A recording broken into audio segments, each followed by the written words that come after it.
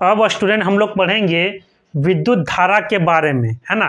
तो आइए इसको शुरू करते हैं। देखिए, जैसे वायु बहता है तो उसको बोलेंगे वायु की धारा, जिस तरह जल बहता है उसको बोलेंगे जल की धारा। उसी तरह जब आवेश बहेगा तो उसको बोलेंगे हम लोग विद्युत धारा। ठीक है, तो देखिए विद्युत धारा क्या है? आवेशों या इलेक्ट्रॉनों के प्रवाह की दर को विद्युत धारा कहते हैं। इसे आई से दर्शाया जाता है। विद्युत धारा को किससे दर्शाया जाता है? आई से। अब यहाँ पर बात हुआ है इलेक्ट्रॉनों का, तो आपको पता होगा कि इलेक्ट्रॉन पर कैसा आवेश होता है? ऋण आवेश। तो इलेक्ट्रॉन जैसे ही बहेगा तो अपने साथ ऋण आवेश को भी बहा के ले जाएगा, है ना। इसीलिए यहाँ पर लिखा गया क्या? इलेक्ट्रॉन, क्योंकि इलेक्ट्रॉनों पर ऋण आवेश होता है और इलेक्ट्रॉन गति करेगा तो आवेश भी गति करेगा। ठीक है, अब देखिए विद्युत धारा का फॉर्मूला होता है Q/T, है ना। विद्युत धारा का फॉर्मूला क्या होता है? Q/T। ठीक है, अब बात करते हैं इसका SI मात्रक। ठीक है, तो देखिए Q को बोलते हैं आवेश और आवेश का SI मात्रक होता है कूलाम, और कूलाम को लिखते हैं C से। ये हुआ समय, समय का SI मात्रक क्या होता है? सेकेंड, और कूलाम पर सेकेंड को ही हम लोग बोलते हैं क्या? एम्पियर, और एम्पियर को लिखते हैं किससे? A से। तो विद्युत धारा का SI मात्रक क्या होता है? एम्पियर। विद्युत धारा का SI मात्रक क्या होता है? एम्पियर। ठीक है, अब बात करेंगे एक एम्पियर क्या है। एक एम्पियर क्या है? तो देखिए यहाँ पर 1 लगा दीजिए, 1 लगा दीजिए, यहाँ पर 1 लगा दीजिए, तो ये हो गया एक एम्पियर, है ना। अब एक एम्पियर का परिभाषा कैसे निकालेंगे? तो देखिए जब एक कूलाम आवेश 1 सेकेंड तक बहेगा, है ना, मतलब 1 सेकेंड में 1 कूलाम आवेश बहेगा तो उसको बोलेंगे क्या हम लोग? 1 एम्पियर। ठीक है, देखिए 1 एम्पियर में 6.25 इंटू 10 के पावर 18 इलेक्ट्रॉन होते हैं। कितना है? 1 एम्पियर में। ठीक है, यानी 1 एम्पियर का करंट आपको लगेगा तो आपके शरीर में इतना इलेक्ट्रॉन प्रवेश कर जाएगा। तो आप सोच सकते हैं 2 एम्पियर में कितना जाएगा, 3 एम्पियर में कितना जाएगा। ठीक है, अब देखिए नोट में कुछ बातें लिखी गई है, उसको हम लोग पढ़ते हैं। जैसे देखिए 1 मिली एम्पियर में कितना एम्पियर होता है? 10 के पावर -3 एम्पियर। 1 माइक्रो एम्पियर में कितना होता है?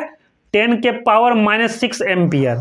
ठीक है, अब देखिए ये जो विद्युत धारा है उसको एक यंत्र से मापते हैं, उस यंत्र को बोला जाता है एमीटर। क्या बोला जाता है? एमीटर। और एमीटर का प्रतीक ये है।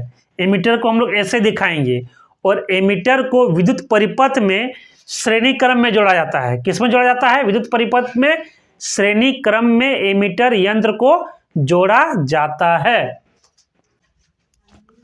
अब स्टूडेंट हम लोग पढ़ेंगे विद्युत परिपथ। ये विद्युत परिपथ क्या है? तो देखिए विद्युत के चलने के रास्ता को हम लोग बोलेंगे विद्युत परिपथ। ठीक है, तो देखिए जिस पथ से होकर विद्युत का प्रवाह होता है उसे विद्युत परिपथ कहते हैं। और ये परिपथ क्या होना चाहिए? ये परिपथ बंद होनी चाहिए, है ना। तो ये जो फिगर देख रहे हैं ये एक विद्युत परिपथ है। ठीक है, और ये पूरी तरह बंद होना चाहिए, कहीं भी कट जाएगा तो करंट प्रवाहित नहीं होगा। ठीक है, देखिए इस विद्युत परिपथ में ये आपका बैटरी है, ये बल्ब है, ये एमीटर है जिसको हम लोग श्रेणी क्रम में लगाए हैं, और ये आपका प्लग कुंजी है। जैसे ही स्विच को ऑन करेंगे तो करंट आपका प्लस से किधर जाएगा?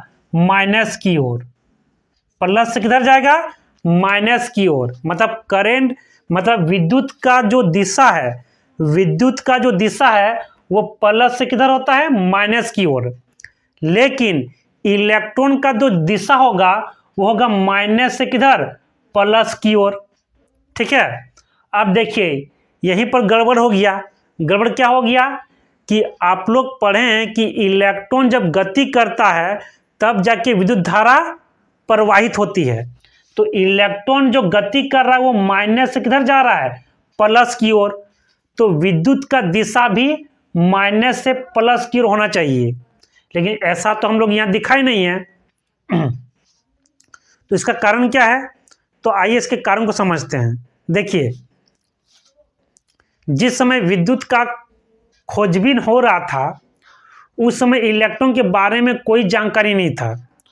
उस समय को साइंटिस्ट को लगा कि धन आवेश गति करते हैं और धन आवेश जिधर गति करेगा उधर आपका विद्युत धारा प्रवाहित होगा, उधर ही विद्युत धारा क्या होगा, प्रवाहित होगा, है ना। इसीलिए पहले में क्या हुआ, पहले जो था साइंटिस्ट सब, है ना, वैज्ञानिक सब, उनको लगा कि धन आवेश क्या करते हैं, गति करते हैं, तो उन लोगों ने क्या किया, करंट की दिशा को प्लस से किधर रख दिया, माइनस की ओर। लेकिन बाद में पता चला कि धन आवेश गति नहीं करते हैं, ऋण आवेश गति करते हैं, ठीक है, मतलब इलेक्ट्रॉन गति करता है, ठीक है। तो पहले वाला बात को और जब खोजबीन हुआ उसके बाद को, दोनों को कंबाइन करके हम लोग क्या करते हैं, पढ़ते हैं, ताकि उसको बात को भी रखा जाए और जो खोज हुआ उसके भी बात को रखा जाए, ठीक है। इसीलिए हम लोग विद्युत धारा की जो दिशा है उसको प्लस से किधर मानेंगे, माइनस की ओर, लेकिन इलेक्ट्रॉन का जो दिशा होगा वो होगा माइनस से किधर, प्लस की ओर।